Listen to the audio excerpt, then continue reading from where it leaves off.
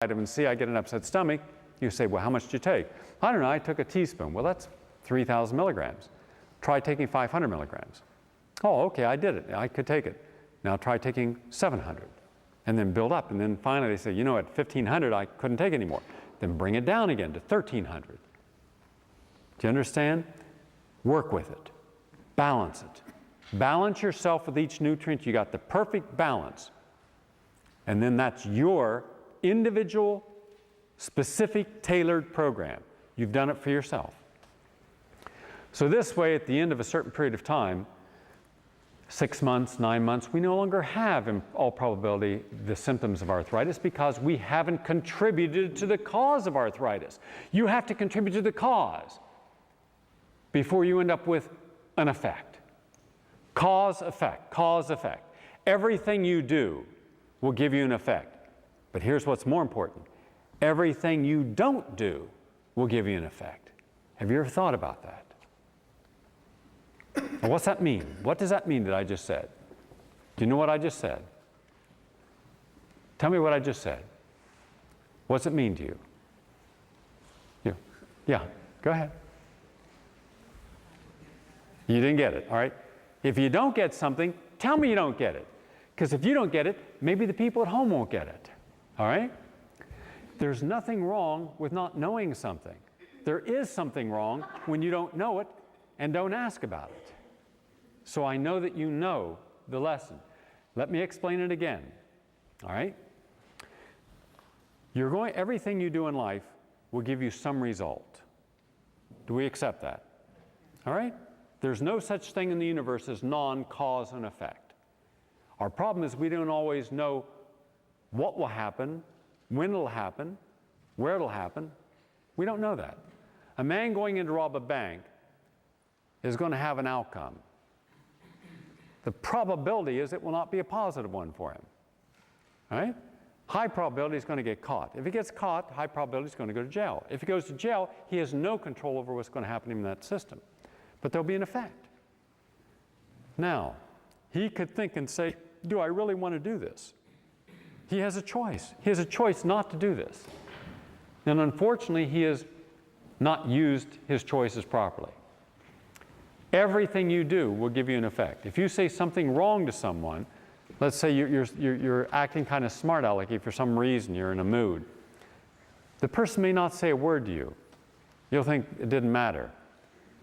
That doesn't mean that it didn't have an effect. It's that it had an effect upon them, but they're not going to let you know how they really felt about it necessarily. But they will hold that in their mind that you're a crude or rude or sarcastic person. It doesn't make them feel good being around you. They may feel they need to be around you, but it's going to be a point where they don't desire to be around you. Do you understand what I'm saying? Not everyone will, every time you say something, say, stop, what'd you just say? Why'd you say that to me? Do I look like I deserve to have that said to me? I don't deserve that. I asked you once, if you're going to talk to me as if I'm a decent human being, which I am, as I would talk to you. Oh, they go, oh, okay, I didn't know you were so sensitive. Yes, I'm very sensitive on that, all right? So you've set a boundary. And they cannot cross that boundary, the sanctity of your inner being, unless they ask. No one has the right at any time to transcend the boundaries, to make inappropriate statements or comments or project inappropriate feelings to you. You have allowed that in the past. How many people here have families? Okay? How many of you have been in the bathroom and people decide to barge in on you? All right? Like somehow they have a right to go in there if you're in there. They don't. Unless you made it a point that it is not your place. Okay? But if we don't set boundaries, people have the right, they think, to transgress and make these statements. That's part of taking back control in our life. You should have that at work, in your relationships, with your friends, and your family. Then the effect, the cause is going to be limited because they're not going to get away with doing something that they don't know and you don't even know in the moment how you're going to be affected by it. But you eliminate a problem by actively saying, this is what I need, this is what I want, this is how I expect to be treated. Don't do it otherwise. Same way when you sit down, the kid says, I want the candy. No, you can't have the candy. I want it. And then they start, acting brat-like. And you say, okay. And you give it to them. What you've just done is you've taught them a lesson. All they have to do is make a scene and they win. Now, that's a cause, but they don't know the effect. The effect is you're causing disease, you're allowing disease to be produced in their bodies at a young age. Dental caries, brain dysfunction. Now, that kid could go to school the next day, be bouncing off the walls from excitotoxic substance that they've consumed, that you allow them to consume, and now the kid comes home with a note saying he has to see a psychologist because we feel he suffers from attention deficit disorder, or she suffers. Then you end up having to agree by law to allow that child to be treated, or they can't go back to school. Now your kid each day is getting a powerful class 2 medication, same classification as cocaine, in the same class, so that your kid can function. But there was a cause. The excitotoxins and the sugars. And the effect is this. Not always is the effect immediate. Sometimes it's delayed, and it's not always easy to pinpoint. So once you start realizing everything in life has cause and effect, everything, then at least you have heads up and eyes open. Am I doing something that can manifest the potential for a negative effect? Do you understand what I just said? If you know that what you're about to do, say, can have a negative effect, then ask, why are you doing it?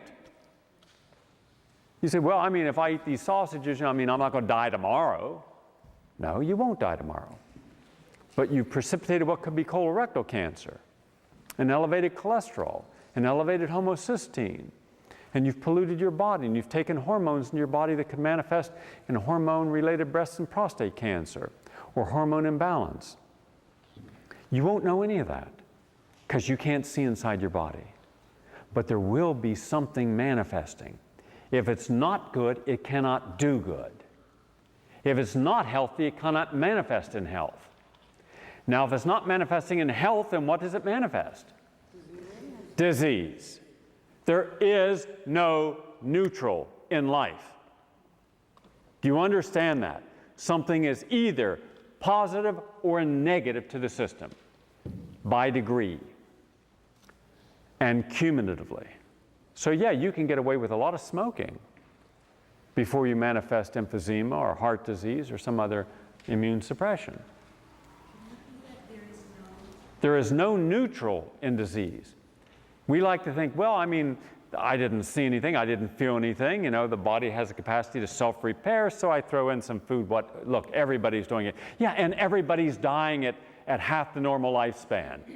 And everybody's got diseases that we shouldn't have at all, that are totally preventable. So are you telling me because everybody's doing it, we should all do it because that makes it right? Does average become normal? No. The fact that everyone is overweight and has a high cholesterol means their average is overweight and doesn't mean that's normal. And we like to think that we are normal because we're like everyone else.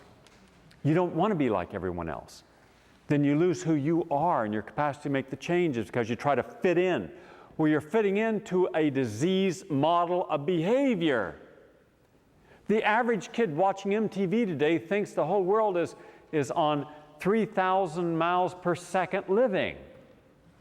Lots of drugs and cocaine and heroin and fast and indiscriminate sex and no beliefs in anything except just how much you can put in and take out of any given moment. That's not what life's about. But that's the message because that's what so many others are doing. And if you're not, then what's wrong with you? You square, you don't know the right words, don't have the right clothes. So there's a cause and effect even how we educate people to do what they are supposed to do. There's a restaurant over here on Broadway. Food stinks. Service is abysmal. A friend of mine says, let's eat here. It's a, quote, trendy restaurant. You couldn't get in. It was packed. Every night it's packed. People are not eating there because the food's good, it's because they want to be seen there. All right? It's the place to be seen. Well, let's say someone sees you. Okay, so you've been seen. Oh, I see someone I'm not going to speak to, because part of being trendy is you want to make